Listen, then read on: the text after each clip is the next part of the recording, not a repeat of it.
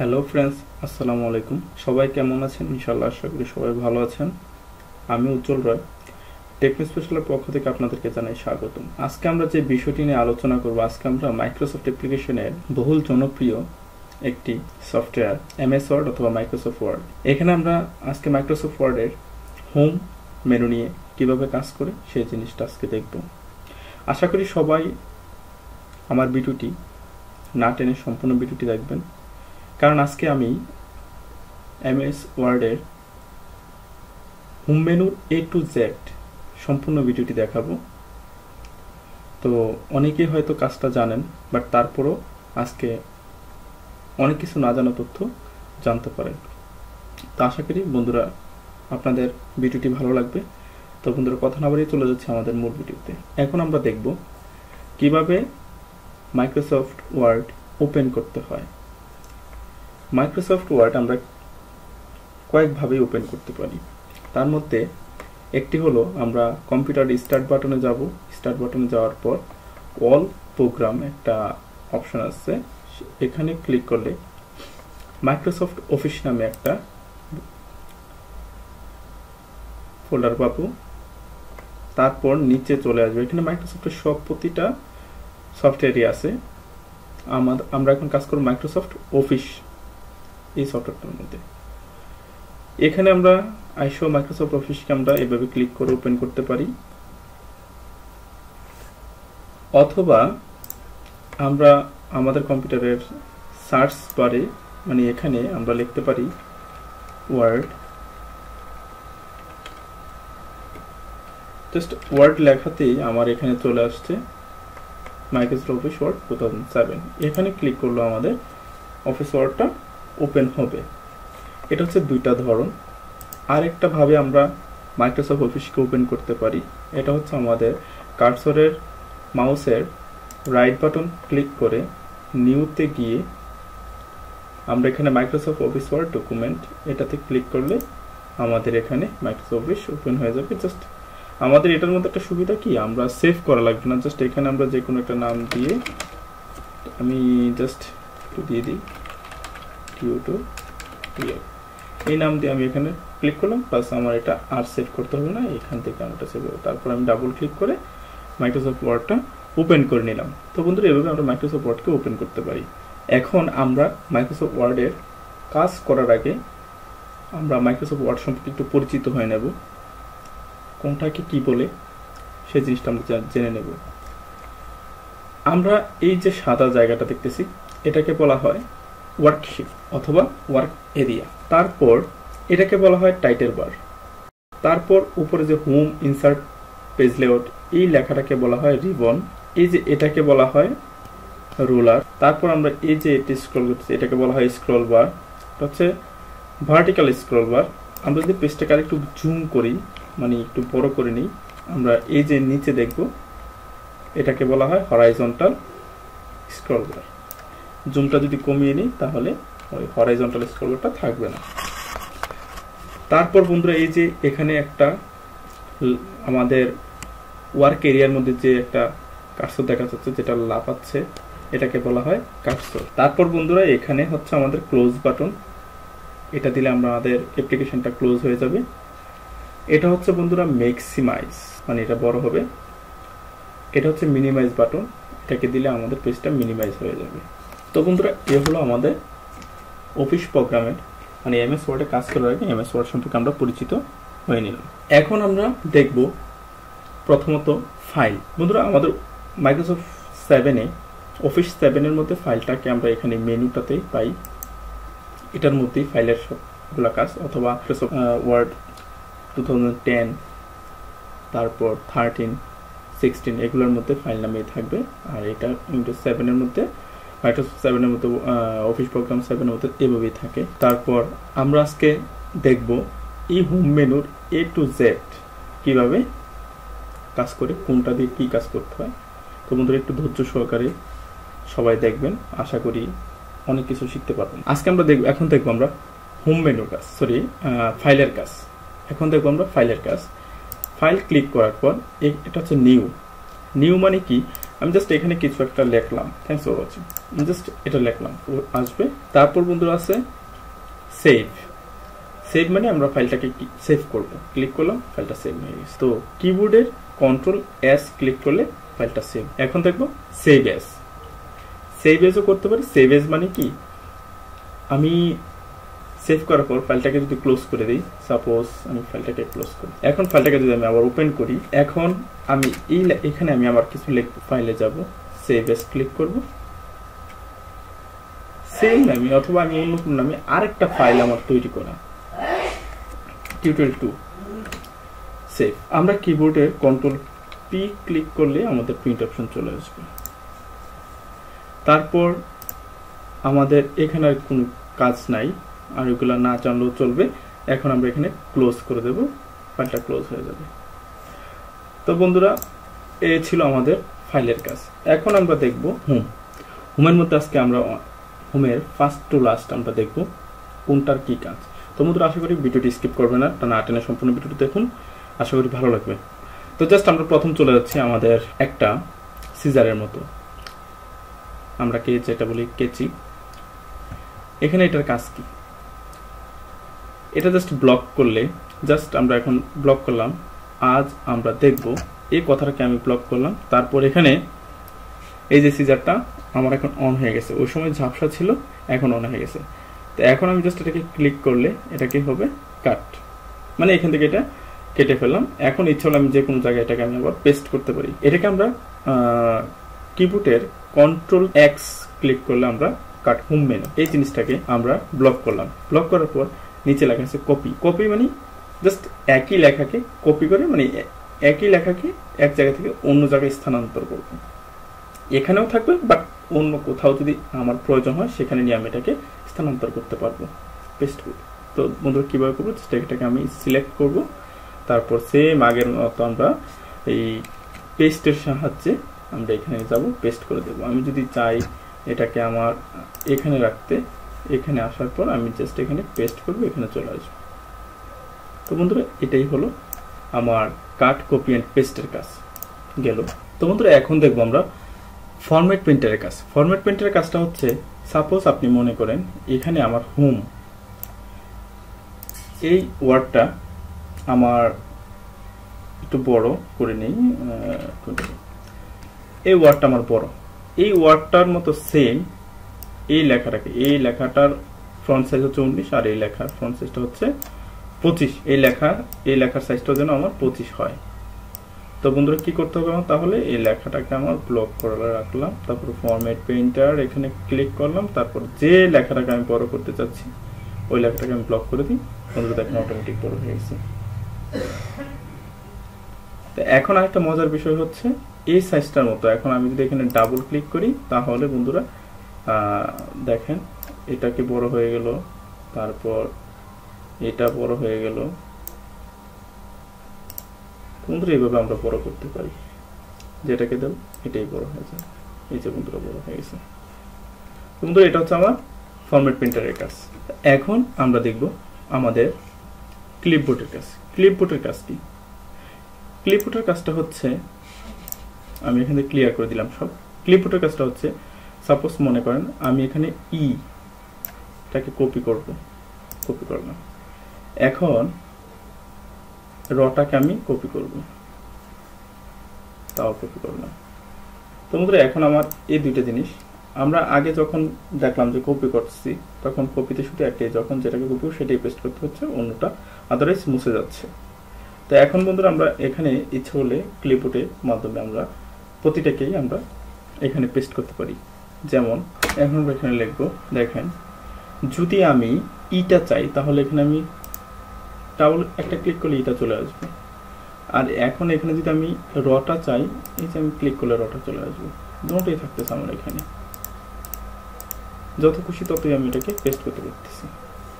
তো বন্ধুরা, ক্লিপবোর্ডের কাজটা হচ্ছে এটা, যে আমি যখন যেটাকে কপি করবো সেটা ক্লিপবোর্ডের মধ্যে থাকবে, তখন আমার যেটা প্রয়োজন সেটাকে আমি ক্লিক করলে এখানে অটোমেটিক পেস্ট হয়ে যাবে। এখন আচ্ছা হচ্ছে আমার ফ্রন্ট। বন্ধুরা, এটা হচ্ছে ফ্রন্টের কলাম। ফ্রন্টের মধ্যে এখন আমরা দেখব ফ্রন্ট মানে লেখার ধরনটা। এটা হচ্ছে সুতুন এমজির মধ্যে আছে। এখন এটাকে যদি আমরা কোনো ফন্ট চেঞ্জ করতে চাই তাহলে এখানে ক্লিক করব, তারপর দেখেন এখানে আমাদের একটু বেশি করে নিই। এখন দেখেন এই যে এখানে শুধু বাংলার ফন্টটাকে সিলেক্ট করতে হবে, আদারওয়াইজ এটা কিন্তু হবে না। যদি ইংলিশ ফন্টে যাই দেখেন এটা লেখা কি হচ্ছে বোঝা যাবে না, আদারওয়াইজ বাংলাটাই আমার এখানে ক্লিক করতে হবে, বাংলা ফন্টটা। বন্ধুরা এইভাবে হচ্ছে আমরা ফন্ট চেঞ্জ করতে পারি। এই যে তারপর ইংলিশের জন্য দেখেন জাস্ট ইংলিশটাকে আমি সিলেক্ট করে নিলাম, এই যে ইংলিশ ফন্ট চেঞ্জ হচ্ছে। তো বন্ধুরা এটা হচ্ছে আমার ফন্টের কাজ। এখন ফন্ট ছোট বড় করার জন্য এই যে দেখুন আমরা এটাকে ইউজ করব, এটাকে ইচ্ছে হলে এই যে আমার ফন্ট আস্তে আস্তে বড় ছোট সবই হচ্ছে। এখন যদি বন্ধুরা আরো বড় করতে, এখানে তো 72 সাইজ, এখন আমার যদি সাইজটা যদি আমি আরো বেশি বড় করতে চাই তাহলে আমি কি করতে হবে, এখানে তো আর নাই, এই যে বন্ধুরা আর নাই, এখন আমি কি করতে হবে। তো বন্ধুরা চিন্তার কোনো কারণ নাই, এখানে আমরা এই যে ফন্টের মধ্যে ডাবল ক্লিক করব, তারপর আমরা আমাদের ইচ্ছা মতো আমরা এখানে বসাবো। Suppose 80, font size 80। তারপর বন্ধুরা এখানে এটা গ্রো ফন্ট, এখানে আমরা ফন্টের সাইজ 2 করে বাড়াতে পারি, 2 সাইজ করে ফন্টটা বাড়বে। যেমন এই যে ক্লিক করলাম, এখন 20 হলো, 20-এর পর 22, 24, 26, এবার ফন্টটা 2 সাইজ করে বাড়বে। আর এখানে ক্লিক করলে বন্ধুরা 2 সাইজ করে কমবে, কমতেছে। তারপর বন্ধুরা এখানে আছে বোল্ড, ক্লিক করলে লেখাটা একটু মোটা হবে, আবার ক্লিক করলে একটু চিকন হবে। আমরা একটু দেখাবো, এটা এইভাবে বোঝা যাবে না, আমরা ফন্টটাকে আমরা একটু নর্মালি করে নিই, সুতুন এমজিতে করে নিলাম। এখন বন্ধুরা দেখেন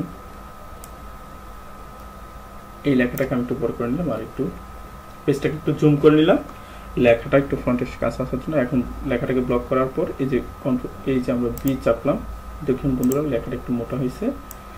আবার আমরা যদি এই বিটা তুলে দিই তাহলে এটা লেখাটা চিকন হয়ে যাবে। তো বন্ধুরা এই কাজটা করতে গেলে আমাদের কিবোর্ডের কন্ট্রোল বি চাপলে বোল্ড হবে, কন্ট্রোল বি চাপলে আবার বোল্ড চলে যাবে। তারপর বন্ধুরা এখানে আছে একটা আইয়ের মতো, আইটার মতো, এটা হচ্ছে ইটালি, ক্লিক করলে এটা একটু হালকা একটু অ্যাঙ্গেল হয়ে যাবে লেখাটা, আবার ক্লিক করলে অ্যাঙ্গেলটা চলে যাবে। তাহলে আমরা কিবোর্ডের মাধ্যমে করতে পারি যেটা কন্ট্রোল আই ক্লিক করলে আমাদের এটা আসবে, আবার চলে যাবে। তারপর বন্ধুরা আছে এটা ইউ হচ্ছে আন্ডারলাইন, তো আমরা এখানে ক্লিক করলে আন্ডারলাইন হবে, আন্ডারলাইন হয়ে গেছে, আবার ক্লিক করলে আন্ডারলাইনটা চলে যাবে। তো বন্ধুরা এখানে আমরা যদি ক্লিক করি এই সাইডটাতে, তো বন্ধুরা এখানে আন্ডারলাইনে কিছু ডিজাইন আছে, ওই ডিজাইনগুলো এখানে দেওয়া যাবে। আবার এখানে কালারগুলো আমরা আন্ডারলাইনে ইউজ করতে পারি। তো আমরা কিবোর্ডের জন্য কিবোর্ডের সাহায্যে ইউজ করতে গেলে কন্ট্রোল ইউ ক্লিক করলে আমাদের আন্ডারলাইনটা হবে, আবার কন্ট্রোল ইউ ক্লিক করলে আন্ডারলাইনটা চলে যাবে। তারপর বন্ধুরা এখানে আছে স্ট্রিক থট, স্ট্রিকি থট হচ্ছে আপনার লেখাটাকে ক্রস করে দিবে, ক্লিক করলাম লেখাটাকে ক্রস করেছে লেখাটা, আবার ক্লিক করলাম লেখার ক্রসটা চলে যাবে।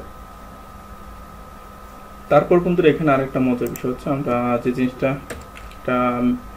আপনি ম্যাথেও ইউজ করতে পারেন, H2O হাইড্রোজেন আমরা যদি দিতে চাই তাহলে কি করব, H2টা নিচে, 2টা আমার নিচে প্রয়োজন, তাহলে আমরা এখানে এই যে সুপার স্ক্রিপ্ট দেব, তাহলে সে নিচে চলে আসবে।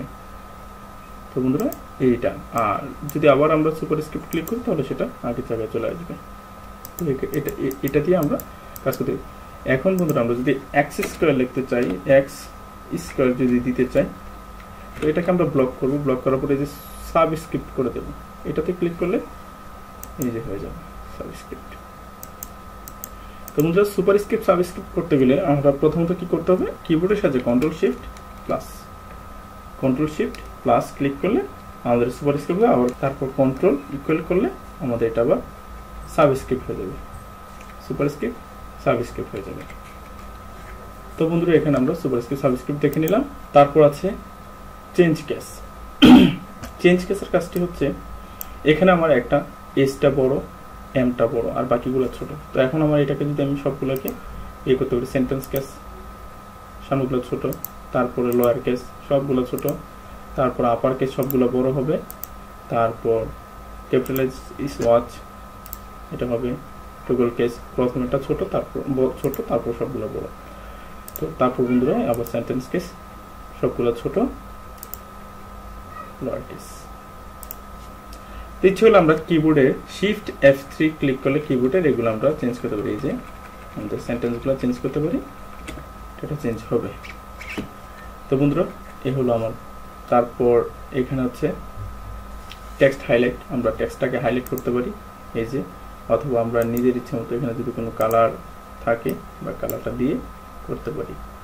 বন্ধুরা এই যে এটাকে দিলাম কালার হয়ে গেল, এটাকে টেক্সট হাইলাইট বলা হয়। আর একটা জিনিস হচ্ছে বন্ধুরা, আমরা যদি ফন্ট কালার চেঞ্জ করতে চাই, এটাতে ক্লিক করলে ফন্টের কালার চেঞ্জ হবে, আমরা যে কালারটা ইচ্ছা আমরা সেই কালারটাই এখানে ইউজ করতে পারি। তো বন্ধুরা এই হলো আমার ফ্রন্টের কাজ। এখন আমরা বন্ধুরা দেখব প্যারাগ্রাফের কাজ। প্যারাগ্রাফের কাজটা হচ্ছে, এটাকে বলা হয় বুলেটস। এখানে বন্ধুরা এই যে আমরা ইচ্ছে হলে এই যে বুলেটস ইউজ করতে পারি। এই যে আমরা লেখাটাকে ব্লক করে নিলাম, তারপর আমরা যদি এখানে বুলেট ইউজ করি তাহলে প্রতিটাতে বুলেট আসবে, এটা ইউজ করলে এটা। তারপর যদি বুলেট ছাড়া যদি নাম্বারিং ইউজ করতে চাই, এই যে নাম্বারিংগুলো অটোমেটিক চলে আসবে। তারপরে এখানে চাইলে এগুলো আসবে, আপনি যেমনটা চান তেমনটাই দিতে পারেন। তারপর আছে বন্ধুরা এটাকে বলে আমরা অ্যালাইন টেক্সট। এটাকে আমরা টেক্সটের অ্যালাইনটা আমরা সিলেক্ট করব কোন দিকে আমার লেখাটা থাকবে। তো আমরা এটাকে দিয়ে একটু দেখাই, মানে এটা দিলে একটু ভালো বোঝা যাবে। বন্ধুরা লেখাটা দেখেন, এটা হচ্ছে আমার টেক্সট অ্যালাইনটা এখন হচ্ছে লেফটে, মানে এক সাইড থেকে। আর এখন যদি আমি চাচ্ছি লেখাটাকে মাঝ বরাবর নিয়ে যাবো, তাহলে এই যে মাঝে নিয়ে গেলাম। তারপর যদি চাই আমি না রাইট থেকে আমার লেখাটা এইভাবে থাকবে, না আমার লেখাটা এইভাবেও ভালো লাগছে না, আমি লেখাটাকে জাস্টিফাই করতে চাচ্ছি সব দিকে সমানভাবে থাকবে, তাহলে বন্ধুরা এই হচ্ছে জাস্টিফাই। কিবোর্ডের মাধ্যমে আমরা এই কাজটা করতে পারি। কন্ট্রোল ই করলে আমাদের সেন্টার হবে, কন্ট্রোল আর করলে আমাদের রাইট দিকে যাবে, কন্ট্রোল এল করলে আমরা লেফটে যাবে, আর কন্ট্রোল জে চাপলে আমাদের জাস্টিফাই হবে। তারপর বন্ধুরা আছে আমাদের এখানে লাইন স্পেসিং। এখান থেকে আমরা ইচ্ছে হলে আমাদের ইচ্ছে মতো দিতে পারি। এখানে 1 অথবা 1.5 অথবা 1.15 2 2.53, যে 3 দিলে কত বড় হয় লাইনের মধ্যে গ্যাপটা, এইটার মতো আমরা লাইনের গ্যাপটা আমরা নির্ধারণ করতে পারি। তারপর বন্ধুরা এখানে আমরা শেডিং কালারটা ইউজ করতে পারি। লেখার নিচে যে কালারটা থাকবে এটাকে বলা হয় শেডিং কালার, আমরা চলে এই যে শেডিং কালার দিতে পারি। তারপর বন্ধুরা এখানে ট্যাব ইউজ করতে পারি। এই লেখাটা আমরা এখান থেকে এভাবে দিলে কতটুকু দূরত্ব যাবে এই জিনিসটাকে আমরা দিয়ে দিলাম, এই যাচ্ছে। আবার আমরা যদি এটাতে ক্লিক করি তাহলে এই যে আমরা আবার এভাবে দিলে এখান থেকে লেখাটা আবার কেটে যাবে, যেটা আমরা কন্ট্রোল করতে পারি ট্যাবের সাহায্যে। আমরা কিবোর্ডে ট্যাবের মাধ্যমে এই কাজটা আমরা করতে পারি। তারপরে এখানে বন্ধুরা বর্ডারের কাজটা করতে পারি। চলে যে লেখার নিচে যদি আমরা কোনো বর্ডার দিতে চাই, এই যে লেখার নিচে বর্ডার চলে আসছে, দাগ। তারপর না যদি উপরের দিকে দিতে চাই উপরে চলে আসছে, যদি কোনোটা দিতে চাই তাহলে নো বর্ডার দিয়ে দিলে হয়ে যাবে। লেফট রাইট সব সাইডে আমরা বক্স দিতে পারি, বর্ডারটা দিতে পারি। তারপর বন্ধুরা এটা হচ্ছে সাপোজ আমার লিখলাম আমি 3 2 4 5। কিন্তু এখানে আমার এটা লেখাটা উলট পালট হয়েছে। তো এখন আমি এটাকে যদি ঠিক করতে চাই তাহলে আমি এখানে ক্লিক করব, এটা হচ্ছে শর্টেজ, এখানে ক্লিক করে অ্যাসেন্ডিং করে দেব। অ্যাসেন্ডিং করলে এটা আমার একদম সিরিয়ালি আসবে, আর যদি ডিসেন্ডিং করে দিই তাহলে বন্ধুরা আবার আগের মতো উলট পালট হয়ে যাবে। তো বন্ধুরা এখানে আমার প্যারাগ্রাফের কাজও শেষ। এখন হচ্ছে এটা বন্ধুরা বেশি প্রয়োজন হয় না, তারপরেও দেখাচ্ছি, না দেখালে তো নয়। এটা বন্ধুরা লাইন স্পেসিং, ফন্ট চেঞ্জ, এটা ফন্টের ধরনটা থাকবে। এটা দেখেন আমার লেখার এখন স্পেসিংটা কত আছে, কিন্তু এখন আমি যদি এটাতে নিই তাহলে সে কমে যাচ্ছে, ইভেন ফন্টটা চেঞ্জ হয়ে যাচ্ছে। তারপর বন্ধুরা এখানে আমাদের চেঞ্জ স্টাইল, লেখার স্টাইলটা অথবা কালারটা চেঞ্জ করব আমরা। স্টাইল শিটের স্টাইল, কালার আমরা এটা চেঞ্জ করতে পারি। এখন আমাদের একটা গুরুত্বপূর্ণ যে কাজ সেটা হচ্ছে ফাইন্ড। এখানে ফাইন্ড যখন ক্লিক করব, ফাইন্ড হোয়াট, আমরা কি খুঁজতে চাচ্ছি, ফাইন্ড তো খোঁজা। আমরা এখানে কি খুঁজবো, কি খুঁজতে যাচ্ছি আমরা এখানে লিখবো, তাহলে অটোমেটিক আমরা আমাদেরকে সে নিয়ে যাবে। সাপোজ আমি ডব্লিউটিকে খুঁজবো, ডব্লিউটা কোথায় আছে, তো আমি ফাইন্ড নেক্সট ক্লিক করলে সে কিন্তু আমার ডাব্লিউ কোথায় কোথায় আছে সে আমাকে ব্লক করে দেখাচ্ছে। বন্ধুরা এখানে ব্লক হয়েছে একটা, তারপর আবার এখানে ব্লক হয়েছে, এখানে যেখানে যেখানে আমার ডব্লিউ থাকবে সেখানে এসে আমাকে ব্লক করে দেখাবে, শেষ। তারপর বন্ধুরা এখানে আছে রিপ্লেস। আমি যদি চাই যে যেখানে ডব্লিউ আছে সেখানে যদি আমি চাই এ বসাইতে, তাহলে বন্ধুরা দেখেন একটা আমি জাস্ট রিপ্লেস করব, সে এখানে দেখবেন এ বসে গেছে, যে অয়েল। এখন যদি আবার আমি চাই না এখানে এ যেখানে আছে সেখানে ডব্লিউ হবে, তাহলে বন্ধুরা সে কিন্তু এই যে বাংলা এর জায়গায় সে ডব্লিউ কে নিয়ে নেবে, দেখাচ্ছি। তার বন্ধুরা এখানে আমরা যদি হাজার হাজার পেজ থাকতে পারে, তো আমরা page go to page selection line bookmark, আমরা পেজ আমাদের যদি 20টা পেজ থাকে, আমরা যদি 15 নম্বর পেজে যেতে চাই তাহলে এখানে আমরা 15 লিখে দেবো, অটোমেটিক আমাদেরকে সে 15 নম্বর পেজে নিয়ে যাবে। তো বন্ধুরা আমরা একটু দেখে নিই কীভাবে যেতে হয়। তো বন্ধুরা এখন আমার এখানে পেজ নাম্বারটা হচ্ছে 9, এখানে পেজ নাম্বারটা হচ্ছে 9, কিন্তু এখন আমরা 9 নাম্বার পেজে আছি। এটা হচ্ছে 9 নাম্বার পেজ, 9 নাম্বার পেজে এখন আমরা চলে যেতে চাচ্ছি 1 নাম্বার পেজে। তো কন্ট্রোল জি চাপলে আমাদের কিবোর্ডের কন্ট্রোল জি চাপলেই চলে আসবে শর্টকাট। তারপর আমি পেজ নাম্বারে যাব, গোটোতে যেয়ে পেজ নাম্বারে যাব আমি 1, তাহলে গোটো ক্লিক করলে সে আমাকে 1 নাম্বার পেজে নিয়ে যাবে। তো বন্ধুরা আমরা তো রিপ্লেসের কাজ দেখাই ফেললাম একসাথে।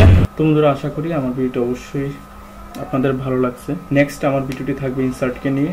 তো বন্ধুরা যদি আপনারা অফিস প্রোগ্রামে স্পেশাল হতে চান, অফিস প্রোগ্রাম অফিসের বস হতে চান, তাহলে অবশ্যই আমার ভিডিওগুলো ভালো করে দেখবেন। যদি বন্ধুরা ভিডিওটি ভালো লেগে থাকে অবশ্যই আমার ভিডিওটিকে লাইক, কমেন্ট এবং শেয়ার দিবেন, চ্যানেলটিকে সাবস্ক্রাইব করবেন। ধন্যবাদ।